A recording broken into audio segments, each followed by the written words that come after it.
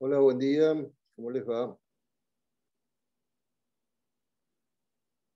¿Nadie todavía? Oh, Buen día. ¿cómo te va, Kalem? ¿Bien? ¿Usted? Bien. Les voy a ir pidiendo a los que están presentes, que son aproximadamente 15, que en lo posible saquen las fotos y pongan las cámaras, así veo que están y que estamos conversando y que no estoy hablando con la pared. ¿Mm?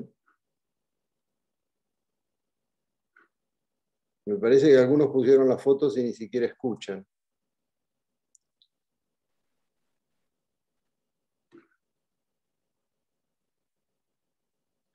Hola Camila, buen día. Buen día, profe. ¿Cómo andan? Acá me mandan un mensaje, buen día de Silvina. Bueno, chicos, si pueden, por favor, saquen las fotos y pongan la cámara. Así veo que estoy conversando con alumnos que están atendiendo y no con fotos.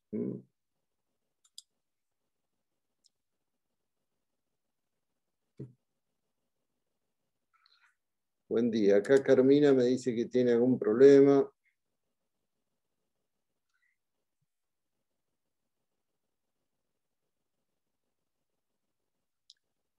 Bueno, vamos a charlar un rato hoy sobre accidentes de tránsito, principalmente, y vamos a conversar algo sobre... Vamos a hacer alguna referencia a sistemas que tienen una limitación de responsabilidad, como son los del Código Aeronáutico y los de la Ley de Navegación. Bueno, largamos, ¿no? Ya es hora, sí, estamos en hora. Lo primero es, vamos a hablar de un tema que es el tema más importante, probablemente en cantidad. No digo en calidad, pero sí en cantidad de, o sea, es la causa, quizá la mayor causa generadora de daños en la vida diaria. Para que se den una idea, en los tribunales de Mar del Plata, en los tribunales civiles y comerciales, más del 50% de las causas son juicios de daños y perjuicios. De esos juicios de daños y perjuicios, una alta cantidad se debe a accidentes de tránsito. Creo que no hace falta mucho para darse cuenta por qué.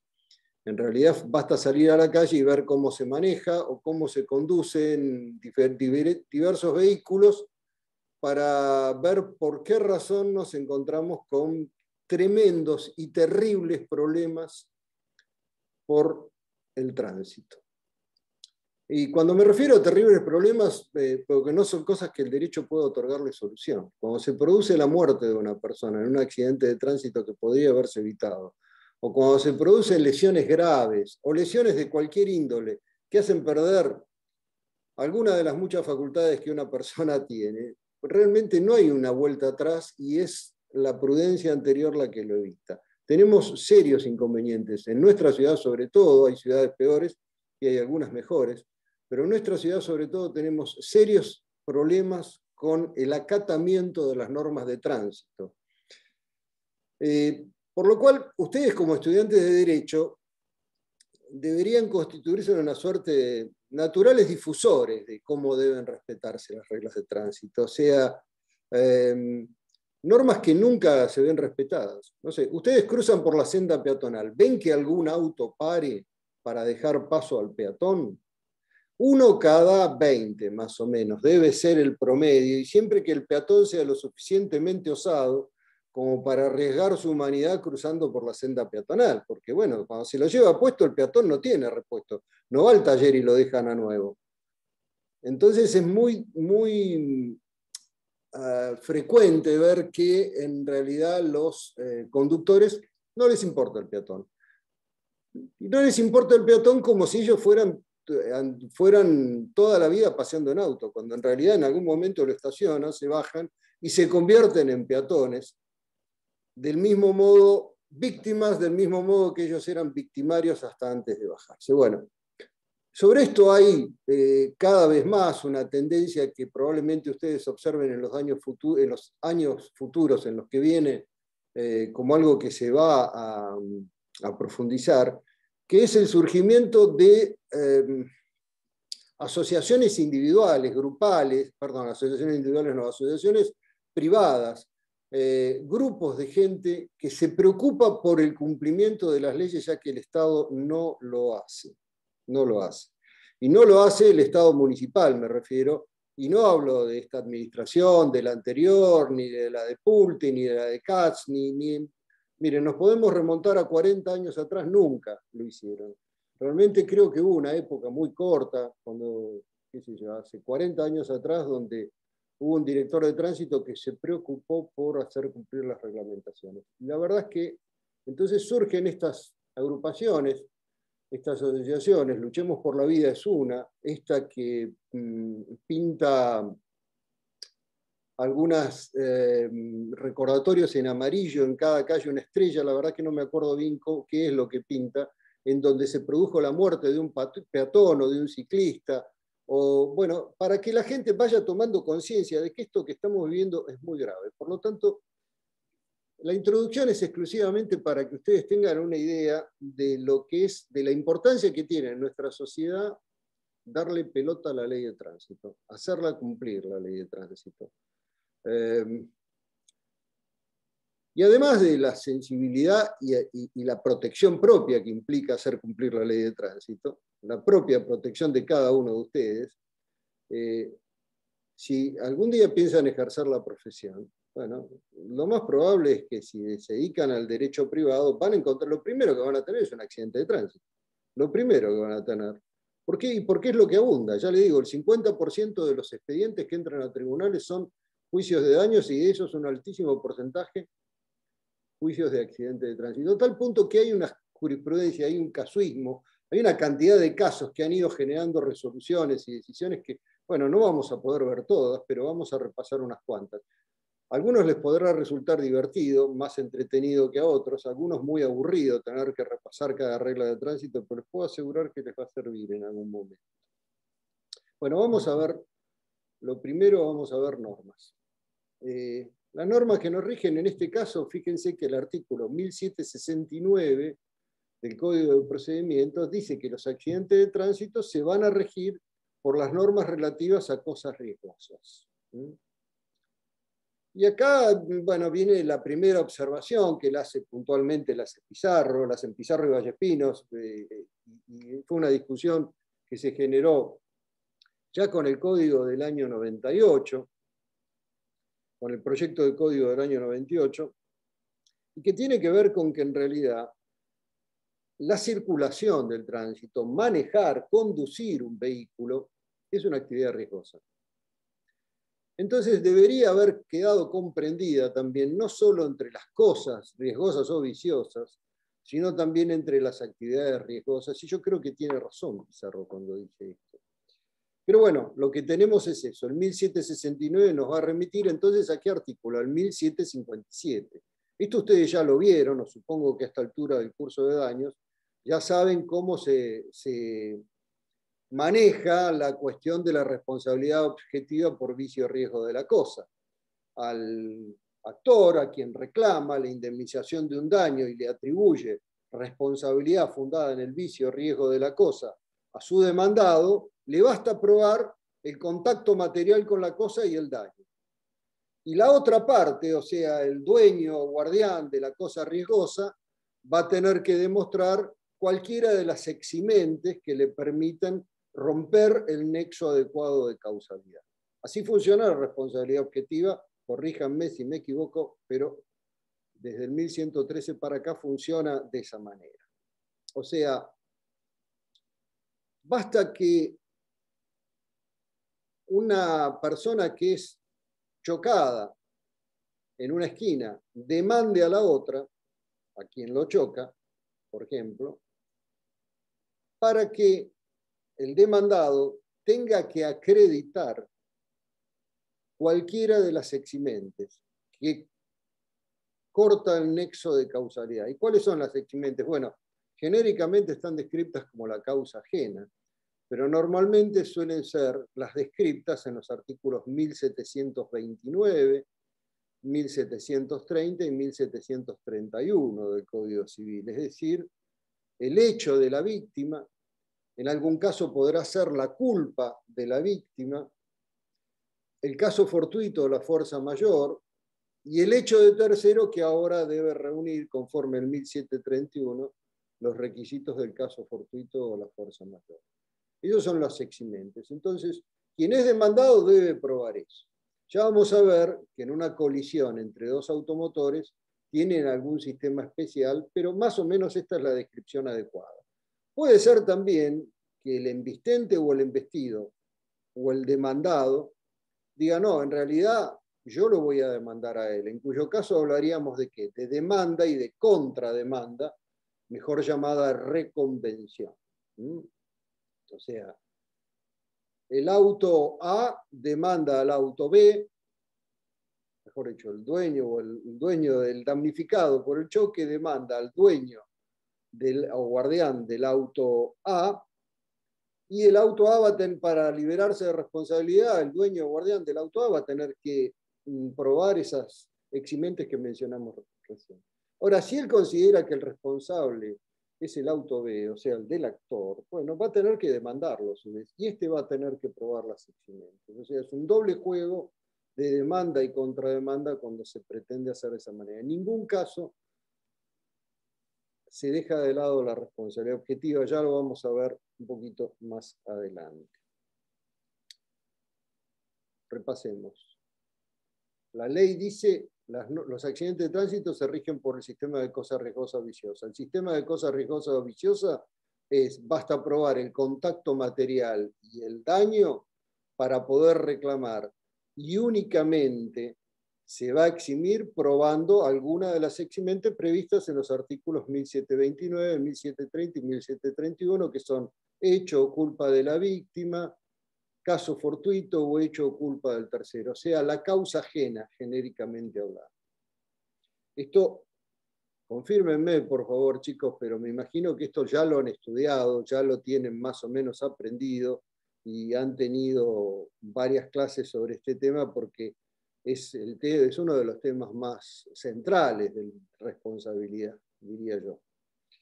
Bueno, así como en obligaciones nosotros insistimos mucho en el tema de pago, de mora, de cosas básicas que después ven aplicadas en el resto de su carrera, en este caso insistimos en que conozcan el régimen de la responsabilidad objetiva porque es lo básico, es lo elemental. Sin eso lo van a volver a ver directamente aplicado.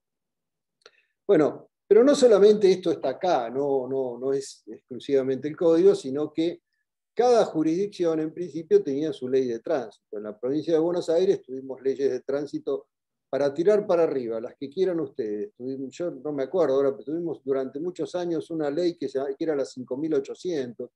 Después tuvimos hasta el año 95 la ley 11.430, que, claro, no solo se han ido cambiando las épocas, se ha multiplicado tremendamente la cantidad, el parque automotor, o sea, la cantidad de autos y vehículos que circulan por las calles, sino que también la población argentina pasó de 20 millones en aquella época a los 45 que tenemos actualmente. Entonces han ido cambiando las normas. Y hoy tenemos una norma nacional, que es la ley 24.449, 24.449, a la que la provincia de Buenos Aires adhirió en el año 95.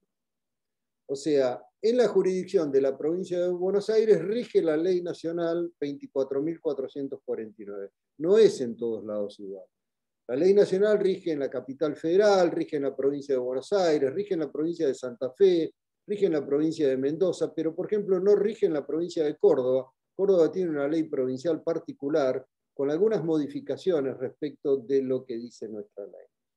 Por lo tanto, y salvo para los que vayan a ejercer su profesión en la hermosa provincia de Córdoba, nos vamos a regir por la ley 24.449 y la 13.927. A su vez, y como saben ustedes, voy a traer un vaso de agua.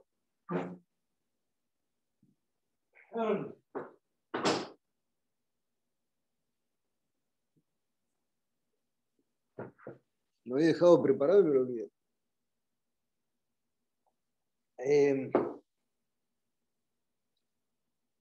Cada jurisdicción, cada jurisdicción provincial les gusta sacar su reglamento propio, tienen que detallar, cada legislador provincial muchas veces tiene que detallar algunos supuestos. La ley contempla grupos de casos, entonces hay casuística que tiene que ser hecha por el legislador. En muchos casos el legislador es el legislador autorizado por la Constitución provincial. Por ejemplo, la ley 13927 que dictó la provincia de Buenos Aires fue la que hizo adherir al régimen de la Ley Nacional de Tránsito.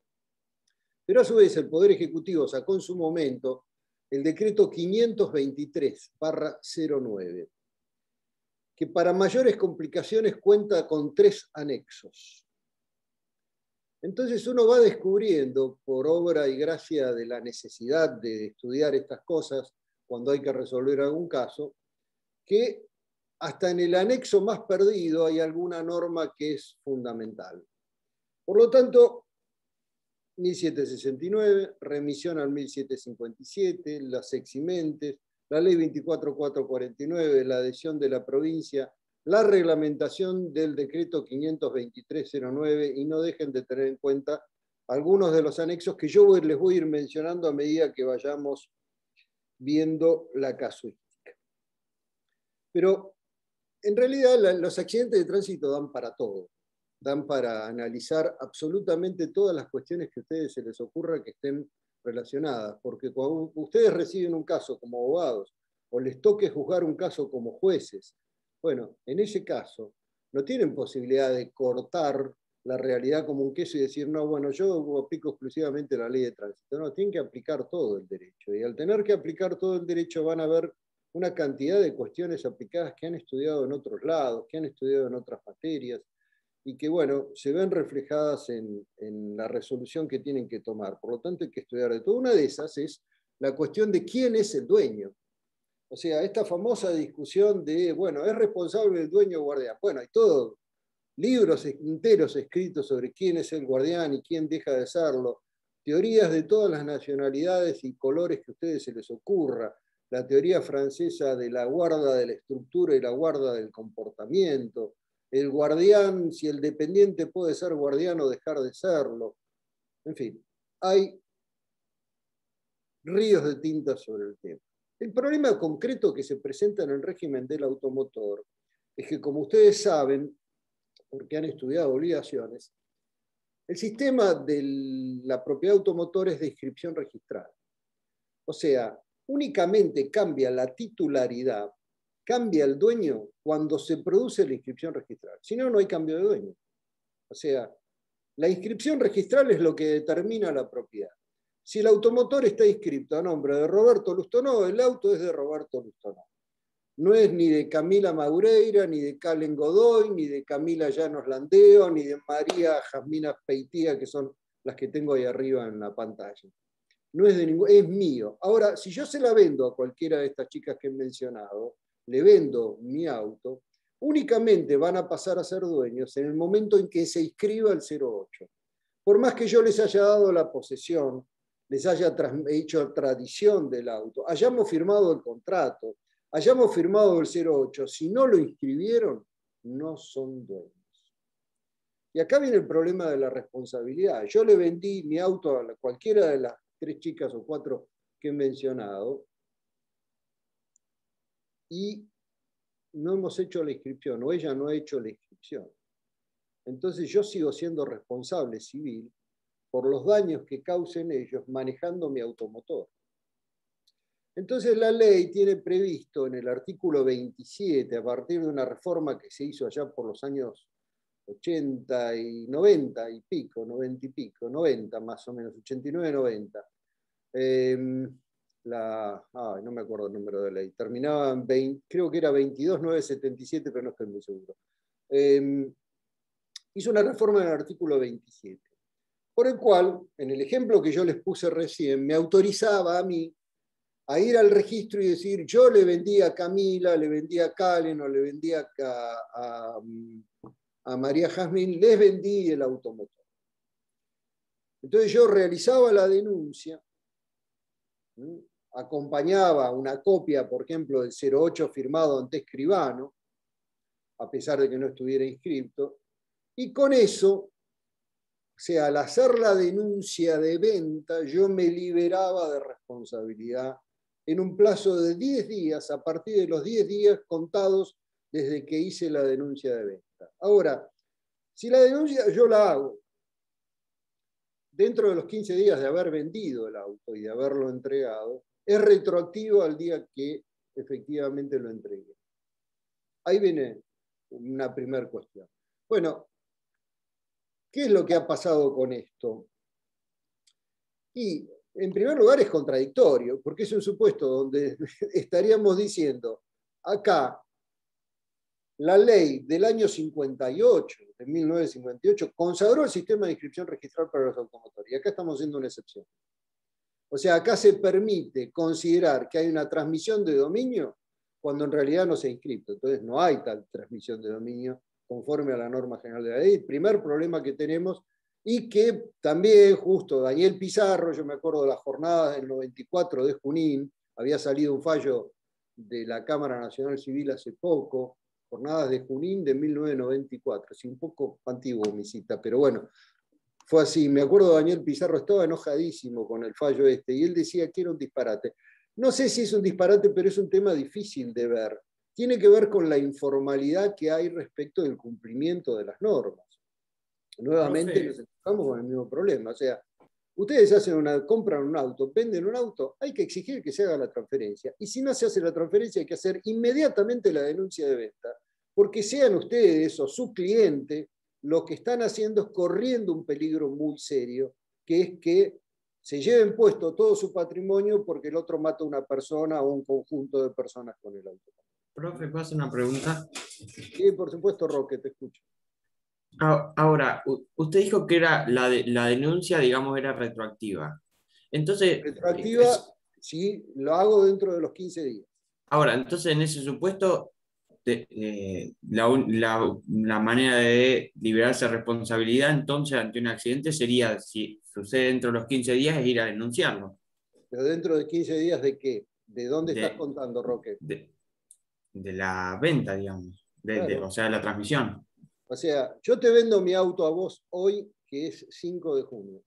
Si yo antes del 20 de junio me presento en el registro donde lo tengo inscripto y digo, yo le vendí a Roque Altamonte mi automotor y hago la denuncia y se guarda en el legajo, cualquier daño que vos hayas causado entre el día 5 de junio y el 20 no me va a poder ser reclamado. Eso es lo que la ley establece. Ahora, si con un poco de suerte, si vos no causaste ningún daño, de ahí en más, mucho menos me va a poder ser reclamado. Ahora, si yo voy después, si yo voy en los primeros días de julio, ahí porque me quedaba incómodo, y fui y no encontré lugar para estacionar, y sí, bueno, tenía otras cosas para hacer, dejo pasar un mes. Cuando voy ya no es retroactivo, es a partir de ahí. Eso, yo voy el 1 de julio. Bueno, es a partir del 1 de julio. Si vos en el medio, entre el 5 de junio y el 1 de junio, tuviste un accidente, a mí me pueden demandar perfectamente. Entonces, el primer problema que tenemos es la cuestión de la denuncia de venta, la llamada denuncia de venta. Y acá, si hubiera sido todo esto, o sea, si lo hubiéramos limitado al artículo 27 de la 22, del decreto 6582 del 58, modificado por esa ley 22977, creo que era, no habría problema. Pero poco tiempo después de aquel enojo de Pizarro en Junín, la Corte sacó un fallo que llamaba Camargo con provincia de San Luis. Camargo con provincia de San Luis. Y ahí en Camargo aflojó más las cosas todavía. Era el criterio de Augusto Belucio, que en ese momento, un jurista importantísimo en la doctrina argentina, un profesor, sobre todo profesor de Derecho Privado y especialista en Derecho de Familia en particular. Bueno, Augusto Belucio, él sostenía que si con la mera denuncia, o sea, si con el acto unilateral de ir a denunciar vendí mi auto, era suficiente para poder liberarse de responsabilidad, bueno, entonces con mayor razón podía liberarse de responsabilidad quien acreditara mediante la prueba procesal correspondiente que se había desprendido de la guarda del automotor. Entonces, bueno, las cosas se tornaron más difíciles todavía porque empezaron a surgir los que traían testigos y decían, no, yo el auto ya lo vendí, mire, se lo vendí a mi vecino, hicimos un papelito que acá está. Bueno, entonces a partir de ahí hubo toda esa jurisprudencia y Camargo en realidad lo que hizo fue ordenar un poco esa jurisprudencia y dijo, bueno, no solamente se va a eximir el dueño o guardián que acredita haber hecho la denuncia, sino también aquel que acredita mediante algún instrumento de fecha cierta el haber realizado la transmisión. O sea que, según la doctrina que surge de la Corte Suprema de Justicia de la Nación en Camargo con Provincia de San Luis, ya no es tan necesario que yo vaya a hacer la denuncia. Yo, por las dudas, si yo fuera abogado, le aconsejaría a mis clientes que vayan a hacer la denuncia. Pero ya no es tan necesario, sino que me basta, por ejemplo, tener una copia del 08 con firma certificada por escribano. ¿Por qué? Porque la firma certificada por la certificación de la firma le otorga fecha cierta a la certificación, no al instrumento, pero le otorga fecha cierta.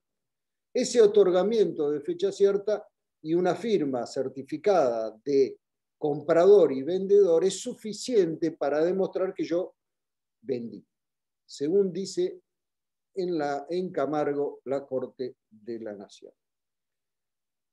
Esto tiene que ver con un aspecto muy importante de los accidentes de tránsito, que es la legitimación pasiva.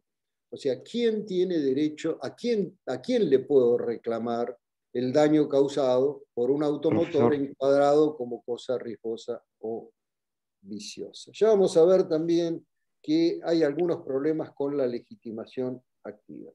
Pero para no seguir navegando por cuestiones de quiénes son los demandados, vamos a ver algunos casos de cómo funcionan las normas de tránsito en accidentes en particular. Vamos a ir repasando, después volvemos. Vamos a ir y venir porque esto es en realidad más que nada una conversación sobre la experiencia que yo he tenido en estos temas, es decir, y la necesidad que hay de a veces estudiarlo, pero es más que nada el conjunto de las experiencias acumuladas durante largos años de ejercicio de la profesión y otros tantos en el poder. Bueno, un primer problema que se presenta tiene que ver con la famosa cuestión de la prioridad de paso. Ustedes vieron que la prioridad de paso también, en nuestra ciudad por lo menos, es de una relatividad casi absoluta. También, ustedes manejan, llegan a una esquina, vienen por la derecha y el otro pasó de lo más campante y acelerando y realmente, como bueno, sí, total, ¿qué puede pasar? Choca, total se muere alguno, en el medio alguno queda paralítico, más que eso no va a pasar. La verdad es tremenda la situación. Entonces, la jurisprudencia ha ido evolucionando en esto, de un criterio más vale permisivo, decir, bueno, la prioridad de paso no es absoluta, acá depende quién es el embistente, se discutía, quién es el embistente. A ver, el embistente tiene una presunción en contra, decían, una suerte de presunción judicial que se había creado, de que si uno embestía era el culpable, cuando en realidad podía venir por derecha, reglamentariamente, etc., y el otro le hacía el sorpaso para tratar de pasar antes, y uno terminaba embistiendo. Entonces, las cosas fueron evolucionando, y en esta ley, en la ley 24.449, la ley es mucho más contundente. La prioridad de paso es absoluta, dice la ley, en el artículo 41. La prioridad de paso de quien viene por la derecha, y solo cede en situaciones excepcionales que están descritas ahí mismo. Yo debo tener por acá en alguna parte, no sé dónde lo habré dejado, la ley.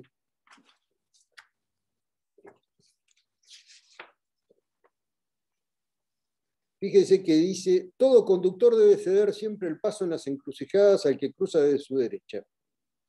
Esta prioridad del que viene por la derecha es absoluta y solo se pierde ante la señalización específica en contrario, ¿Por qué es esto? Porque si ustedes van a la ley, a otra parte, que ahora no me acuerdo cuál es, dónde está, a ver, prioridad, sí, el 36, al artículo 36 de la ley de tránsito, dice, en la vía pública se debe circular respetando las indicaciones de la autoridad de comprobación o aplicación, las señales de tránsito y las normas de tránsito, en esa orden de prioridad, en ese orden de prioridad. O sea, ¿cuál es el orden en el cual se aplican?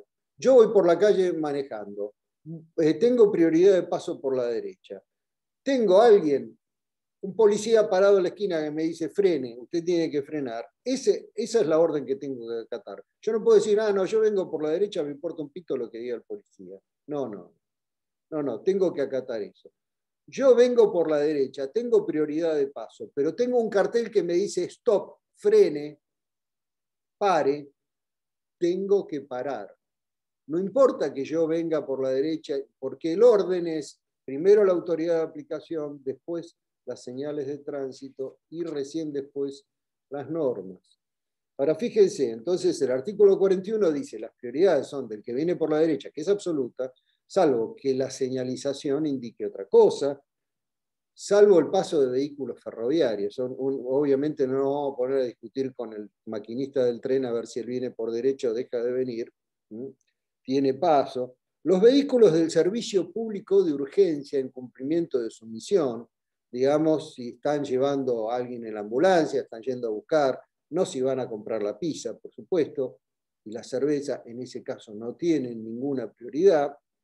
Los vehículos que circulan por una semiautopista, los peatones que cruzan lícitamente la calzada por una senda peatonal o en zona peligrosa señalizada como tal, debiendo el conductor detener el vehículo.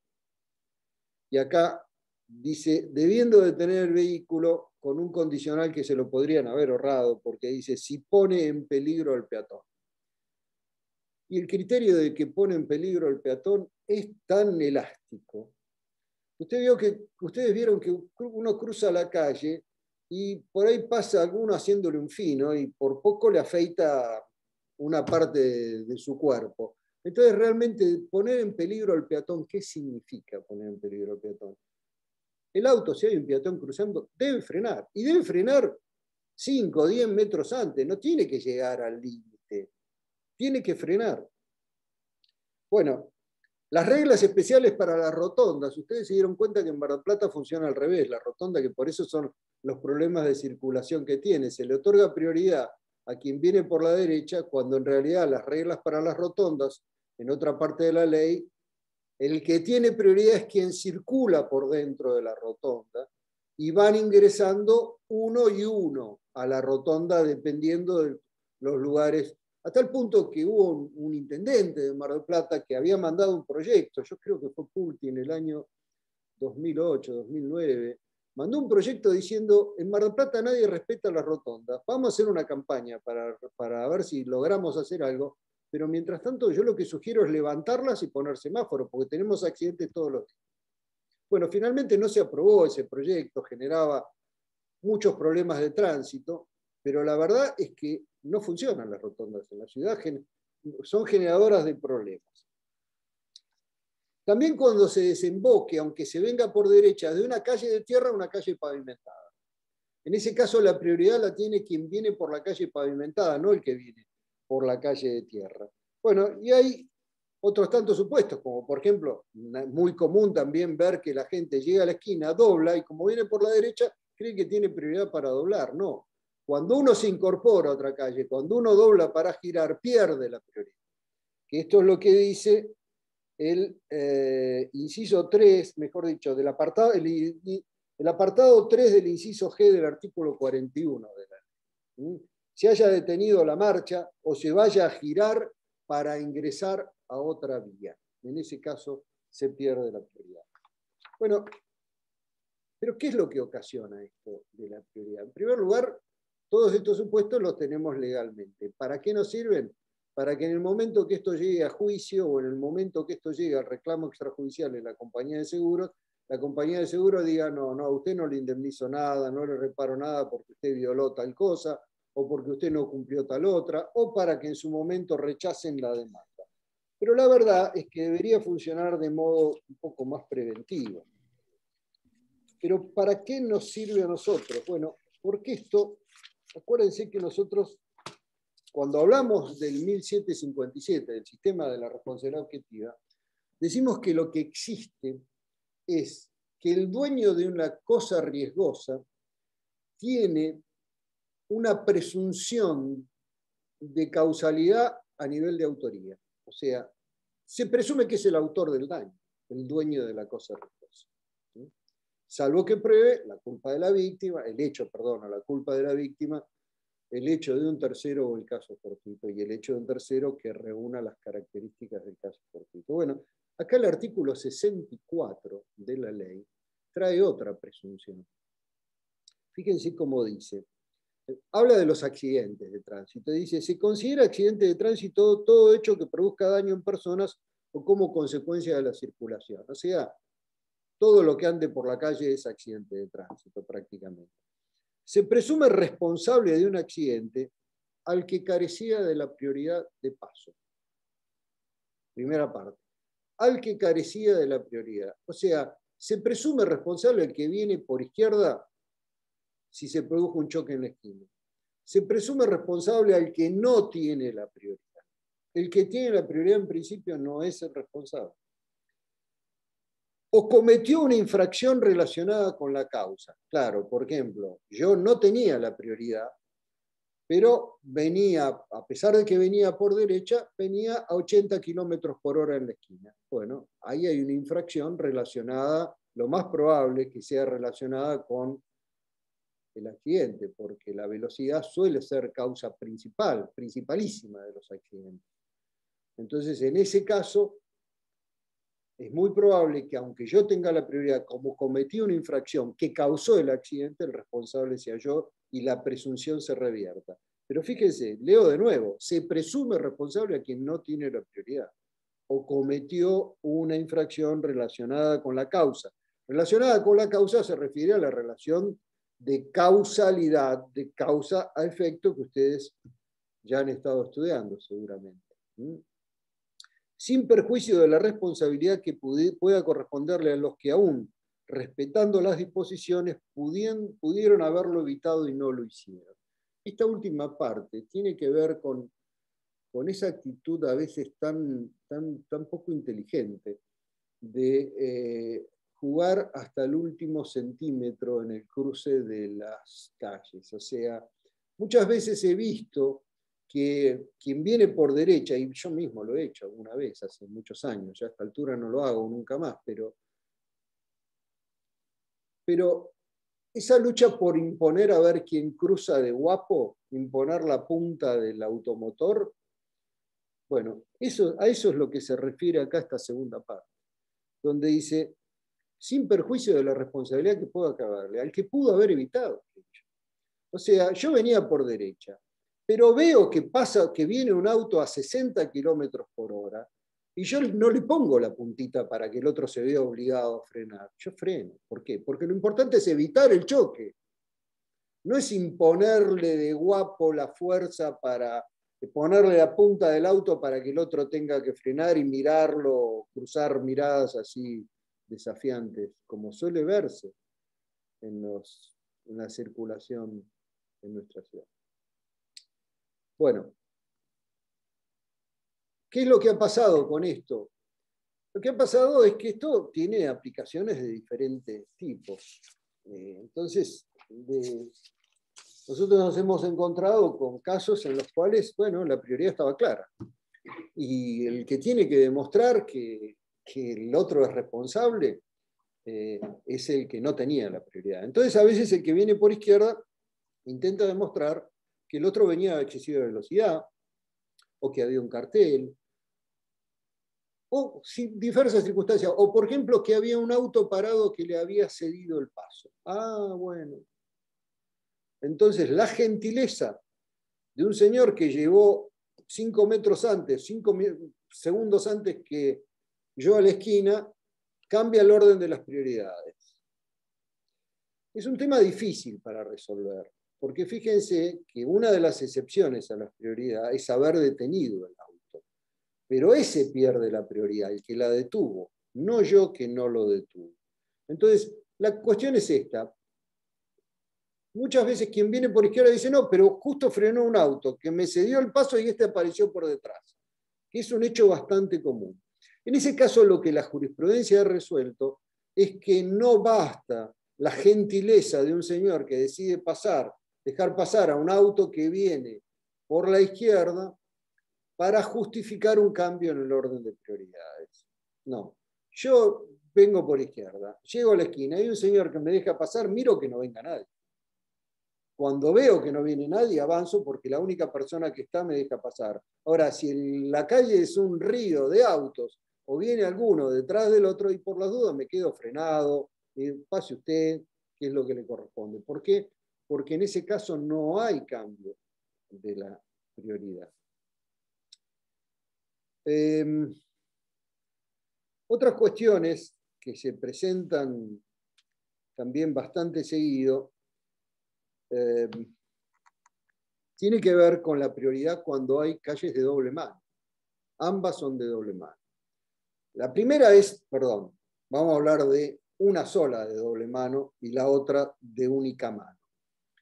Bueno, en este caso hay un fallo extraordinario de uno de los mejores jueces que tuvo la provincia de Buenos Aires, que fue el doctor Roncoroni, ministro de la Corte de la provincia. El fallo se llama CAO con Salinas, CAO, C-A-O con Salinas, lo pueden buscar porque está en todos lados, donde le explica claramente cómo es la cuestión, porque hasta entonces, aunque a ustedes les resulte ridículo, la Corte de la provincia de Buenos Aires decía otra cosa, decía exactamente lo contrario, y formaba doctrina legal que todos los tribunales inferiores tenían que acatar. ¿Cuál es el problema? Supongamos en nuestra ciudad, pensemos en la calle Paso, que es una calle, una avenida angosta o una calle ancha, como quieran ustedes, de doble mano, ¿verdad?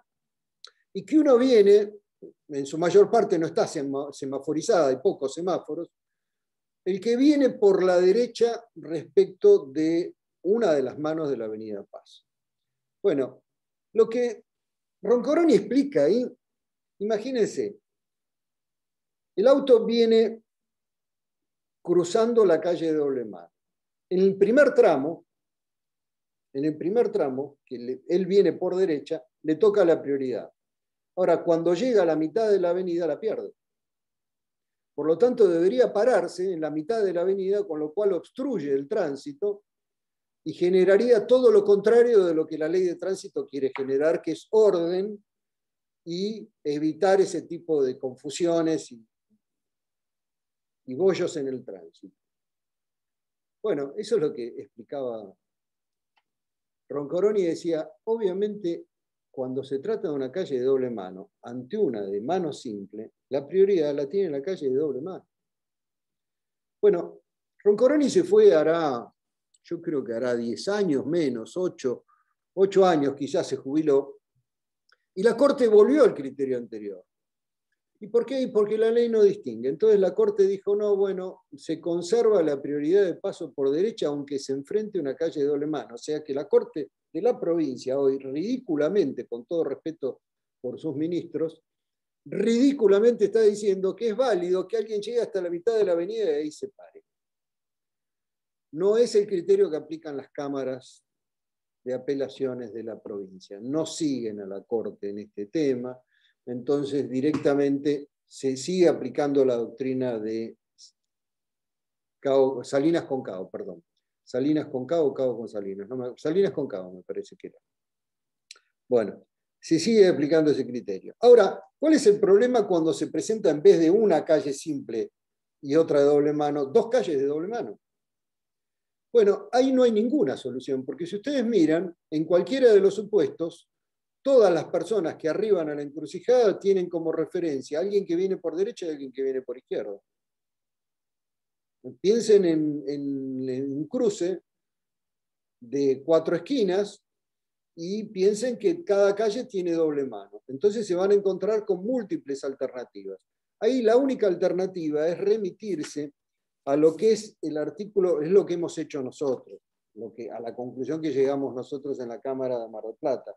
Nos remitimos al artículo 39 esperen que a ver si lo encuentro en alguna parte, por acá lo debo tener, el artículo 39, en el inciso B, cuando habla de las condiciones para conducir, dice que en la vía pública se debe circular con cuidado y prevención, conservando en todo momento el dominio efectivo del vehículo o animal, si uno va a caballo, por ejemplo, teniendo en cuenta los riesgos propios de la circulación y demás circunstancias del caso. Cualquier maniobra deben advertirla previamente y realizarla con precaución sin crear riesgo ni afectar la fluidez del tránsito. Utilizarán únicamente la calzada sobre la derecha y en sentido señalizado, respetando las vías o carriles exclusivos y los horarios de tránsito establecidos. Bueno, acá de lo que se habla es del deber de cuidado. ¿Esto implica modificar el factor de atribución?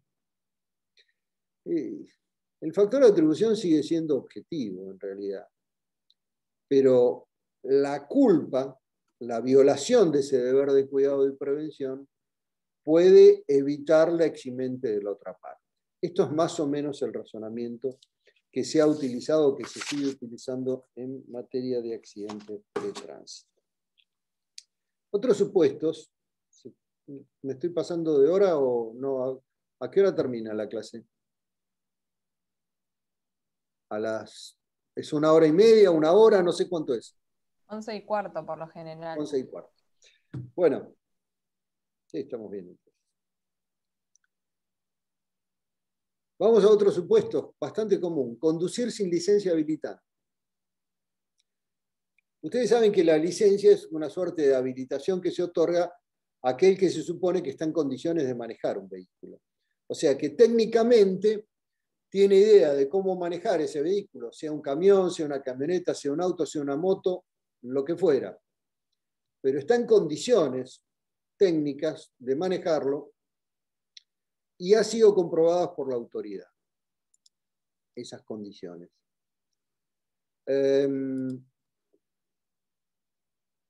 Esa es una de las situaciones, de los requisitos para que la gente pueda manejar. Ahora, hay muchos supuestos en los cuales el que causó o el que tuvo un choque, el que tuvo un accidente de tránsito, no tiene la licencia habilitante vigente. Y acá hay que distinguir dos situaciones, que es lo que ha hecho la jurisprudencia. O sea, algunos dicen, bueno, la licencia habilitante vigente es solo una constatación administrativa, en realidad no puede presumirse la incapacidad o la inhabilidad para manejar.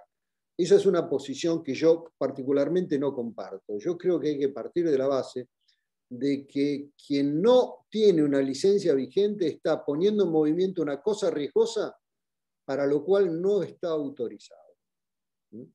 Está poniendo en movimiento una cosa riesgosa o peligrosa sin estar autorizado para ello y por lo tanto en principio va a ser responsable.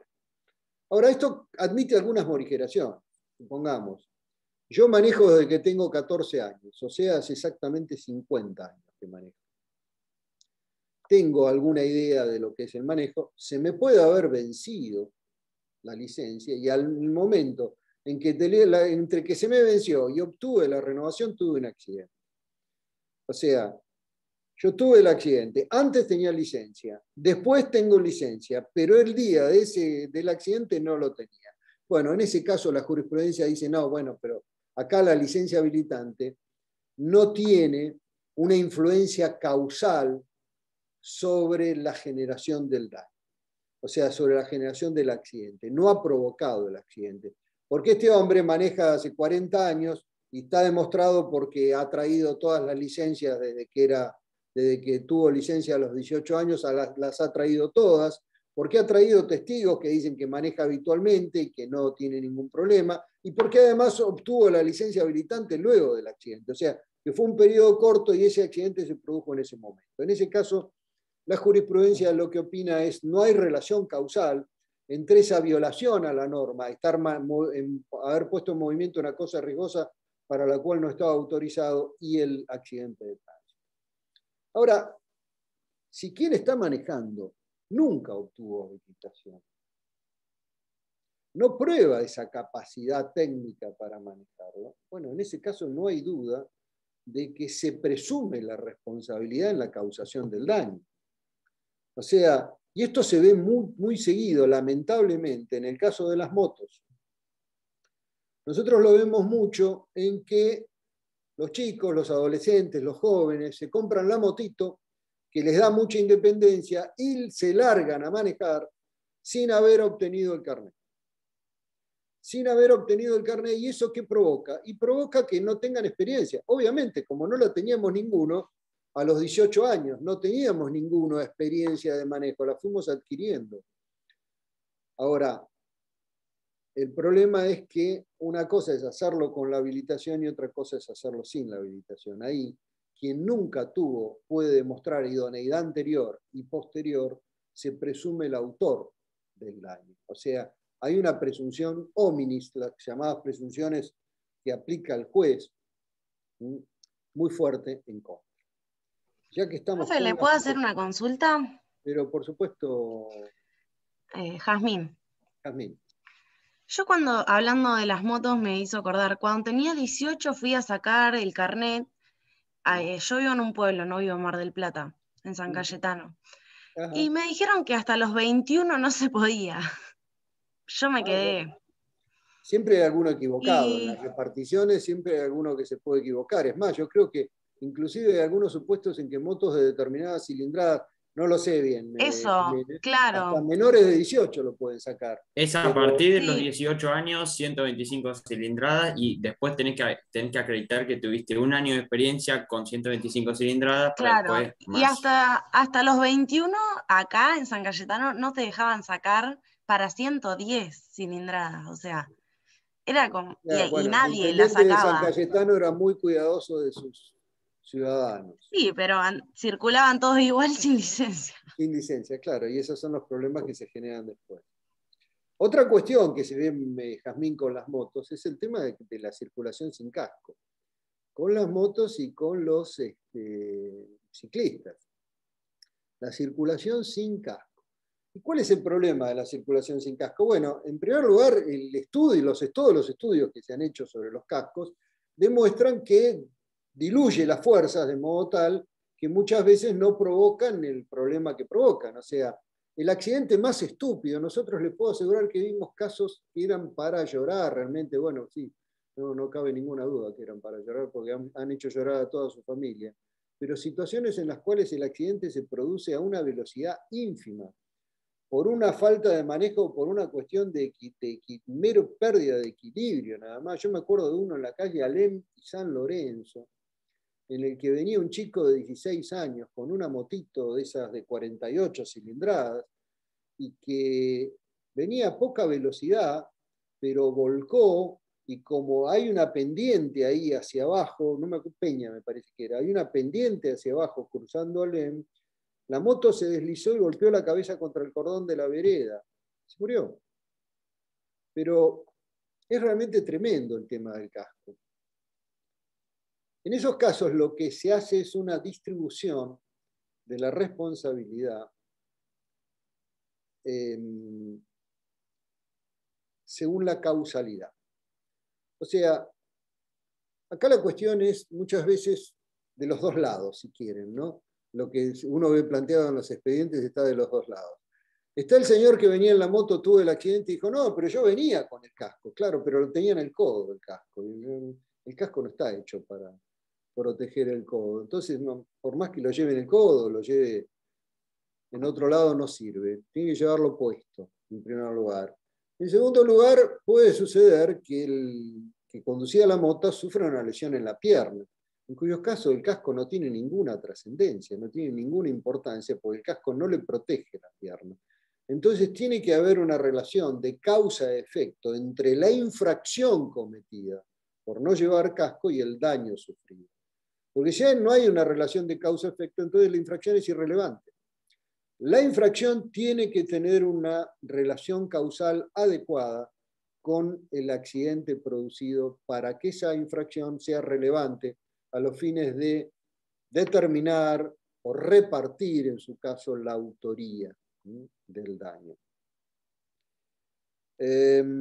Por acá veo que me hacen un par de consultas, después las charlamos todas al final, ¿les parece? Veo que me lo hacen por escrito. Si no, lo que conversamos ahora, los que porque me lleva más tiempo leerlas, por eso digo dejarlas para... Profesor. Sí, Claudio. Claudio, escucho. ¿Qué tal? Buen día a todos. Buen día. Le hago una consulta. La tarjeta azul que uno la solicita cuando hace la transferencia de un automotor y se autoriza Un autorizado. al dueño o guardián del automotor, ¿le reduce la responsabilidad civil por accidentes o lo libera? Pues se entiende que la tarjeta... No, la tarjeta azul es una cuestión de autorización para transitar. Para circular, Claro. en el caso que las autoridades que lo controlen se lo pidan.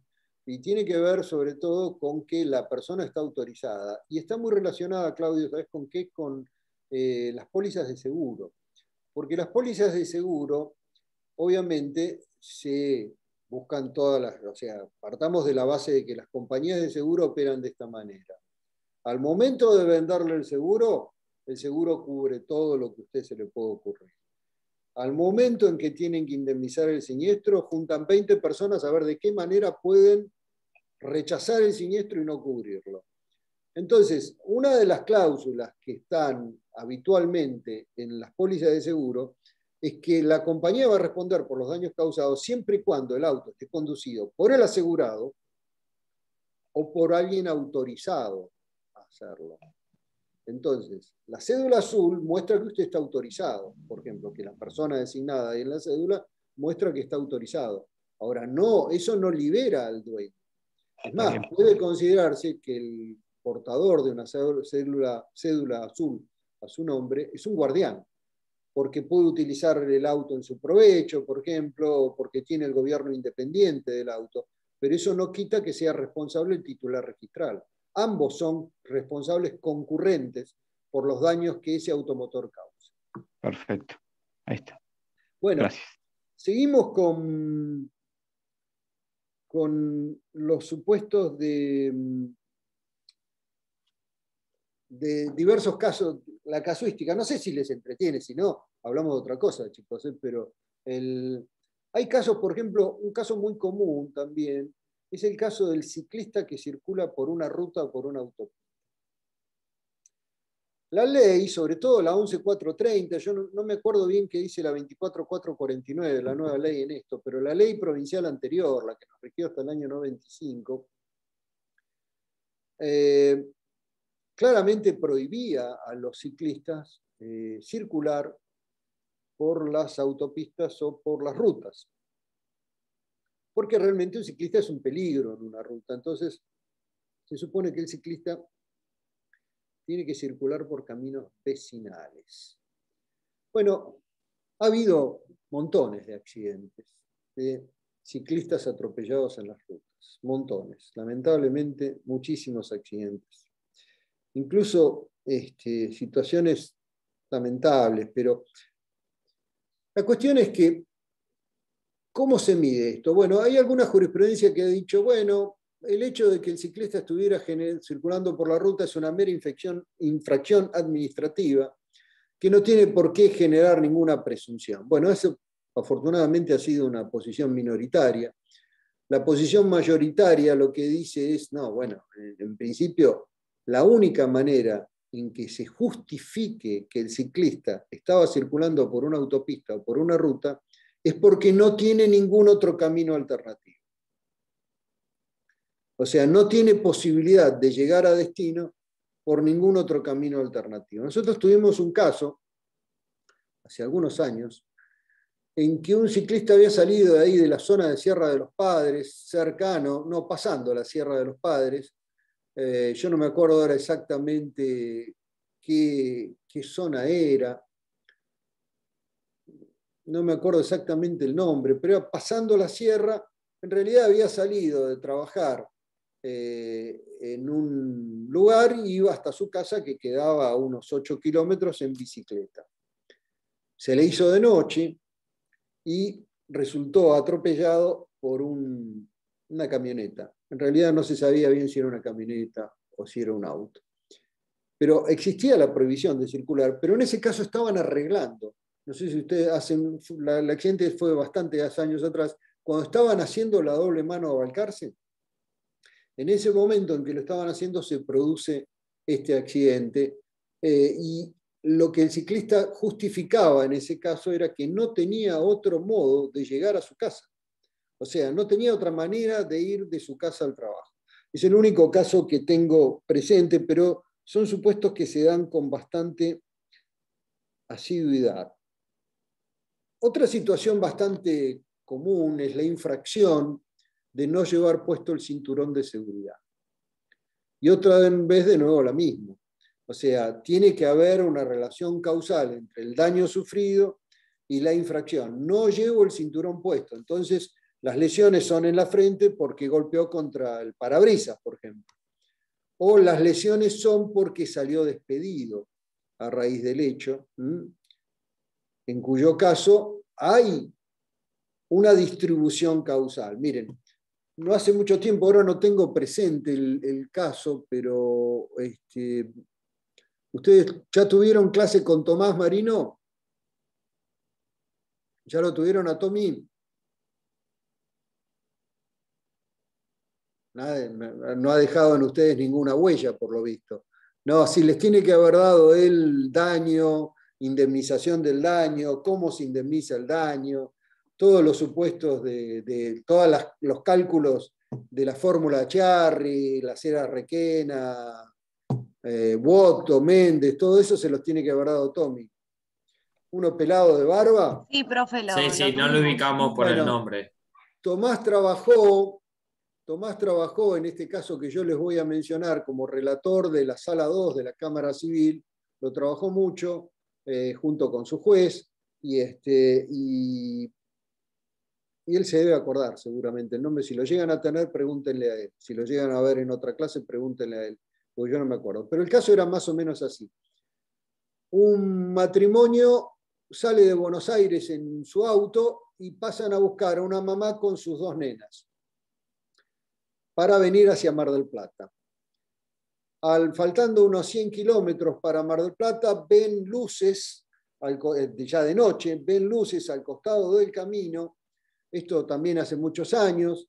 El señor que manejaba piensa que puede haber alguna situación de peligro, piensa que al lado de las luces había gente que les hacían así para que bajaran la velocidad.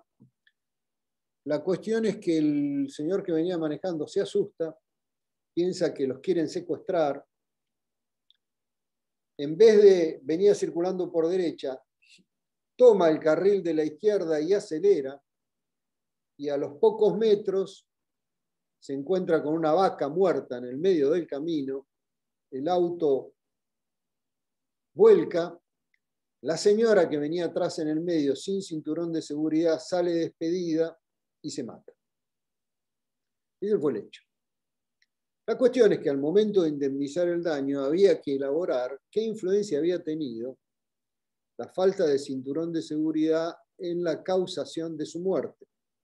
O sea, no hay duda que acá lo que origina todo esto es la vaca muerta en el medio de la ruta. Ahora, la vaca había sido atropellada por ese auto que tenía prendidas las luces, que era una camioneta Traffic. Y esa camioneta no había sufrido mayores daños, bueno, por el porte propio de esa camioneta.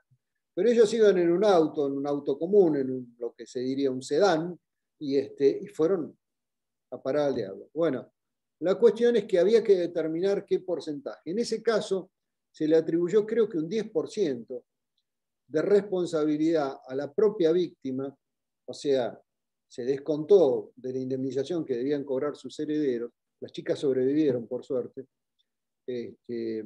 pero se le descontó un 10% en función de que no llevaba puesto el cinturón de seguridad, y el cinturón de seguridad era lo que había determinado que saliera despedida. Salió despedida, golpeó, vaya a saber contra quién, la encontraron muerta. En el momento que la fueron a buscar ya estaba muerta. Pero hay otros casos en los cuales la influencia del cinturón de seguridad es nada. O sea, nadie puede dudar a esta altura del campeonato que el cinturón de seguridad es algo así como lo básico que uno se sube al auto y tiene que ponérselo. Así sea para estar estacionado, porque siempre hay que ponerse el cinturón de seguridad sí o sí. Pero en este caso también se discutió si esa falta de poner el cinturón de seguridad era responsabilidad exclusiva de la persona que lo sufría, o si el conductor le podía decir, no, mira, si viajás conmigo en el auto tenés que ponerte el cinturón y si no, bajate y tomate el colectivo, que también es otra alternativa absolutamente posible. La cuestión es que se terminó diciendo, bueno, si es un adulto y decide quitarse el cinturón de seguridad, ¿quién puede, tiene que parar el viaje, volver para atrás, con todos los inconvenientes que eso genera, aunque en este caso le hubiera salvado la vida? Otra cuestión que también se presenta es el tema de las colisiones en cadena. Tenemos un caso por acá de unas colisiones en cadena que era... o sea, las colisiones en cadena son cuando un auto choca a otro y este genera otro daño, o choca a otro auto, o se sube a la vereda y lesiona a un peatón. Bueno, yo tengo por acá uno de... que acá, que es del año 2012, de la sala nuestra, y en este caso se trataba de, en la ciudad, ahí cerca de, yo no me acuerdo si era en Miramar o en Necochea, no, Miramar debe haber sido, en Miramar me parece que fue. El caso fue en Miramar, se trataba de un auto que no respeta la prioridad de una moto que venía por la derecha, pero a la vez la moto que venía por la derecha venía haciendo la llamada Gran Wheelie, o sea, con la rueda delantera en el aire, acelerando, y a bordo la manejaba un chico de 17 años sin licencia habilitante para conducir. La cuestión es que el auto no respetó la prioridad de paso, la moto lo chocó, se desvió hacia la vereda y atropelló a un chiquito de 4 años y lo mató. Sí, yo veo que algunos de ustedes ponen cara de horror. Nosotros vemos 5 por día iguales, más o menos. 5 por día. De la cantidad de accidentes que hay porque la gente no respeta las normas, no hay caso. Yo realmente tiendo a evitar todo lo que implique punición. Yo realmente soy de la idea de que las cárceles y todas esas cosas no sirven. Y bueno, soy más vale libertario en ese aspecto. Pero en este tema, yo creo que el poder punitivo del Estado es irreemplazable. O sea, tiene que haber una decisión estatal de llevar adelante una punición fuerte para que la gente lo respete. Y obviamente una campaña muy fuerte también de educación, de insistir, de poner en conocimiento, de concientizar. No basta los esfuerzos individuales que hace la gente de las víctimas de accidentes de tránsito, Luchemos por la Vida, por ejemplo, que hacen tremendos esfuerzos. Incluso muchos tribunales usamos, y digo usamos porque yo también uso las estadísticas y los estudios que esta gente, por ejemplo, de Luchemos por la Vida hace. Ellos hacen unas estadísticas. Por ejemplo, en una época se dedicaron a estudiar qué influencia tenía el exceso de velocidad en los accidentes de tránsito. Y el resultado fue fatal, es tremendo. La cantidad de accidentes que se producen exclusivamente, cómo se multiplica la posibilidad de daño por la velocidad. Supongamos, a una velocidad reglamentaria de 30 kilómetros en la esquina, las posibilidades de daño son del 50%. Pero si aumentamos en 10 kilómetros la velocidad, por ejemplo 40, que es la permitida en el tramo de calle a calle y no en las intersecciones, las posibilidades de daño aumentan casi al doble.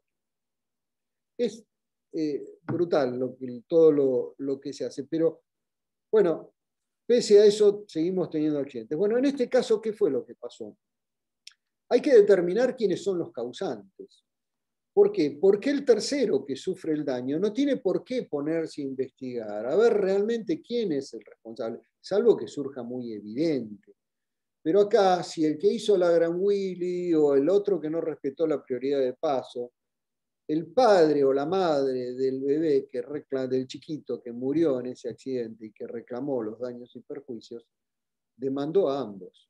ambos son responsables y después repetirán entre ellos, pero ambos son responsables por el total, son concurrentemente responsables.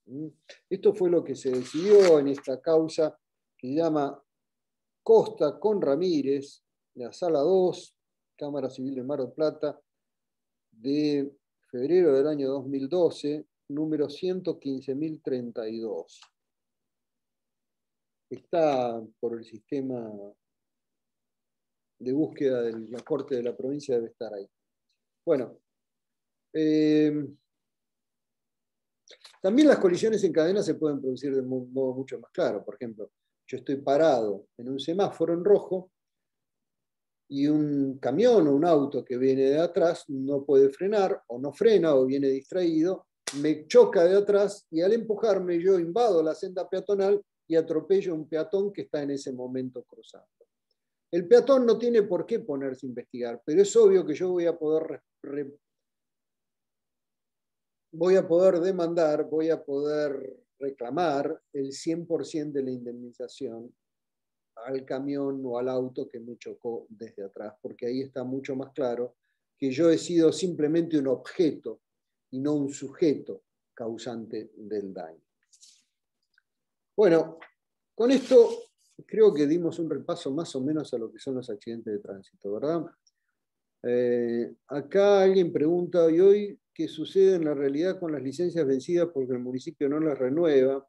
Porque habilitan una prórroga, pero en la letra chica aclaran que no se puede circular con licencia vencida. No lo conozco este tema. Sé que lo que he leído por los diarios nada más respecto a que ha habido prórrogas sucesivas y que el intendente ha dispuesto nuevas personas para toda la parte de dirección de tránsito, lo que he leído en los diarios, y que eso ha hecho que ahora se estén dando turnos más seguidos y que se están renovando licencias que vencieron el año pasado. Pronto lo voy a saber porque mi licencia se vence dentro de 2 meses y voy a tener que ver cómo hago para renovarla. Pero la verdad es que no puedo ayudarlos con esta cuestión. Bueno, una breve noticia ya para terminar de los otros 2 temas que estaban. No sé si alguien quiere comentar algo del accidente de tránsito, quiere hacer alguna pregunta. Bueno. A mí me había quedado una duda. No sé si se escucha. Sí. Respecto a, digamos, creo que lo dijiste, pero quiero ver si me quedó claro, era al salir a conducir sin una habilitación previa, sería la licencia, en cualquier caso que ocurra un daño, me hace responsable, por lo menos que yo tenga prioridad de paso, una norma o se analiza. Mira, qué detalle. No lo dije, tenés razón, no lo aclaré eso, claro, no lo aclaré, y yo creo que está bien tu planteo. Mirá, qué buena pregunta has hecho. Sí, mirá, yo creo que hay una presunción, o sea, yo salgo a manejar sin licencia habilitante.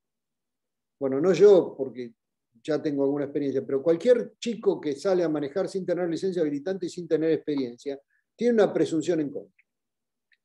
Ahora, esa presunción en contra se puede desvirtuar por prueba en contrario. ¿Y la prueba en contrario cuál sería? Y mire, en realidad, el causante del accidente fue el otro que no respetó la prioridad. O no tenía licencia habilitada, pero estaba parado ante un semáforo en rojo y el otro lo atropelló. En esos supuestos no cabe ninguna duda que la licencia habilitante tiene poco que ver. Pero bueno, eso ya es más casuístico, Juan Pablo. Eso dependerá del caso en particular, como para que los jueces puedan determinar qué influencia ha tenido en este caso la falta de habilitación. Claro, se me hace asemejable a lo del casco, de que si la lesión es en la pierna, no tiene mucho que ver el casco, que no esté el casco puesto, digamos. Sí, yo diría que también no está mal tu asimilación, pero tampoco está bien. ¿Por qué? Porque en realidad lo del casco es una infracción que tiene que ver con la parte del cuerpo lesionada. Pero en este supuesto, en realidad, la infracción consiste en haber colocado ese auto, a pesar de no tener licencia para hacerlo, frente a un semáforo en rojo, por ejemplo. O sea, un chico sale sin licencia a manejar, estaciona el auto frente al semáforo en rojo, el otro que viene de atrás lo atropella, la falta de licencia en principio no tiene que ver. Pero alguien puede plantear, bueno, pero no tiene que ver, pero ese señor no estaba habilitado para poner en movimiento ese auto no debería estar ahí. Por ponerte un ejemplo extremado. Claro, claro, pero entiendo. Gracias. No, de nada. Lo que decía es, vamos a darle una repasadita, una mirada muy rápida a los sistemas de limitación de la responsabilidad que están en la ley de la navegación y en el código aeronáutico. Para el tema del código aeronáutico, los que les guste leer casos sobre este tema, esto es jurisdicción federal, pero nosotros tuvimos uno, pese a ser jurisdicción provincial, tuvimos uno porque en realidad el juez de primera instancia aceptó la competencia y nosotros tenemos una jurisprudencia de Corte de Nación que nos impide desprendernos de la competencia a pesar de que no corresponda, lo cual para mí me resulta francamente ridículo. Así que tuvimos que resolver un caso de código aeronáutico, pese a que es un tema absolutamente federal y que no estamos habituados a tratarlo. El caso es la causa 137.835, es de marzo del año 2012, se llama Caparrós con Blanchot. Blanchot sería con B larga y D final, Blanchot. Caparrós con Blanchot. Y también era un accidente aéreo provocado en un avión ultraliviano que transportaba a una pasajera en una estancia de la zona. Lo más importante de este tema es que las limitaciones cuantitativas de la responsabilidad están directamente relacionadas con la idea de incentivar determinadas actividades comerciales. Y uno de los modos de incentivar esas actividades es limitando la responsabilidad por daños. Porque uno de los costos que el empresario suele tener en cuenta es los posibles daños que causa, los seguros que tiene que tomar y la responsabilidad consecuente. Por ejemplo, en materia de derecho a la navegación, el sistema de limitación cuantitativa de la responsabilidad es tan viejo como la historia humana. Entre los fenicios, o sea, más o menos para que nos ubiquemos, hablo de Sidón, de Tiro, de las reglamentaciones que existían en esas ciudades mediterráneas. Lo que hacían era que el empresario, el que emprendía lo que entonces se conocía como la aventura de mar, o sea, fletar un buque para llevar mercadería o personas de un lado a otro a través del mar Mediterráneo, en ese caso, solo pusiera en juego su fortuna de mar, nunca la de tierra. O sea, el empresario armador de Sidón, de Tiro, fenicio de aquella época, si tenía una fábrica, tenía muebles, tenía su casa, tenía lo que fuera, todo eso no formaba parte del patrimonio que podían atacar aquellos acreedores dañados por la actividad marítima. O sea, era un patrimonio excluido. Limitaba su responsabilidad al valor del buque más la carga. Nunca ponía en juego su fortuna de tierra. Desde entonces para acá ha ido evolucionando y se ha ido determinando diversas formas de responsabilidad, siempre cuantitativamente limitada en materia de derecho de la navegación. Responsabilidad que ha dado lugar, y más en nuestra ciudad, donde lamentablemente vemos accidentes de este tipo bastante seguidos, o cuando los vemos son de una gravedad inusitada, ha dado lugar siempre a una suerte de concurso, donde el buque es una suerte de universalidad jurídica que comprende todo lo que hay adentro del buque, todo el valor de toda la carga y el valor del buque mismo. Entonces, en ese caso, conforme el 175 de la ley 20.094 de la navegación, el armador, ¿quién es el armador? Y el armador es un comerciante que en realidad no tiene por qué ser el dueño del buque, sino es el que arma la expedición. O sea, es el que provee todos los medios necesarios. La definición de armador la pueden encontrar en el 170, unos artículos atrás de la ley 20.094. Armador es quien utiliza el buque. del que tiene la disponibilidad en una o más viajes o expediciones, bajo la dirección y gobierno de un capital por él designado, en forma expresa o tácita. Ese es el armador.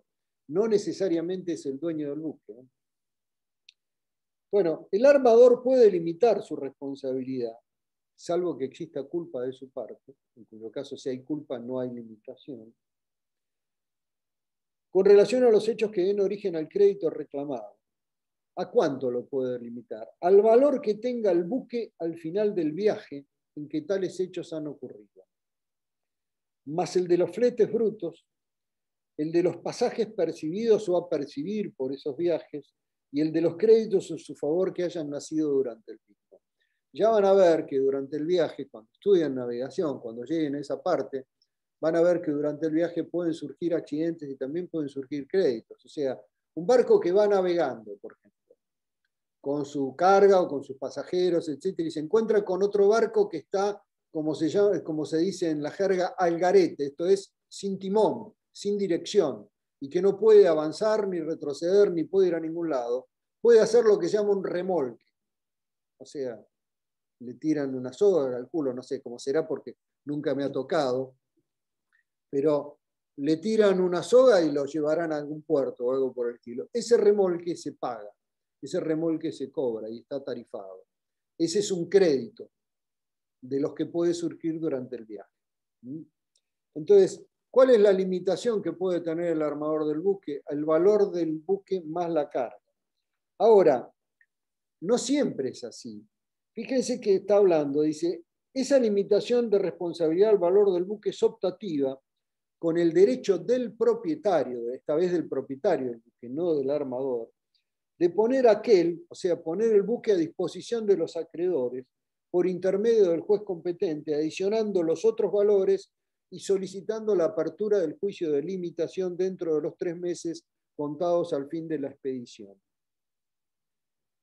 Ahora, dice, en caso de existir daños personales, ya no hablemos de que se perdió la carga, una carga de algún tercero o algo por el estilo, daños personales, si el conjunto de dichos valores no alcanza a cubrir el total de las indemnizaciones hasta pertinentes, va a ser responsable hasta un monto de 13 argentinos oro por tonelada de arqueo del buque. Este es un sistema forfatario que viene del derecho inglés. Para no complicarles la vida, chicos, porque ya lo van a volver a ver en navegación. ¿Esto qué tiene? Hay una cantidad de actividades comerciales que quieren ser incentivadas y se limitan los daños. ¿Cómo se limitan? A través de limitarlo al valor de la cosa en sí, en este caso del buque más la carga, o a través del sistema tarifario.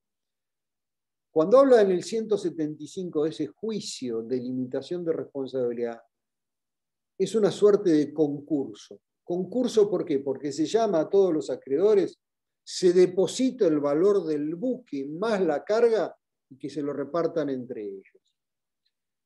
Yo no sé si ustedes se acuerdan de algunos accidentes graves que ha habido, marítimos graves que ha habido en Mar del Plata. El Angelito y el Amapola, no sé si se acuerdan, algunos se acordará también. Fue un caso de remolque, en realidad, en el medio de una tormenta, no me acuerdo cuál de los dos buques había quedado en mala situación, el otro pasó cerca, lo quiso remolcar y ambos se hundieron. Y murieron sus tripulaciones.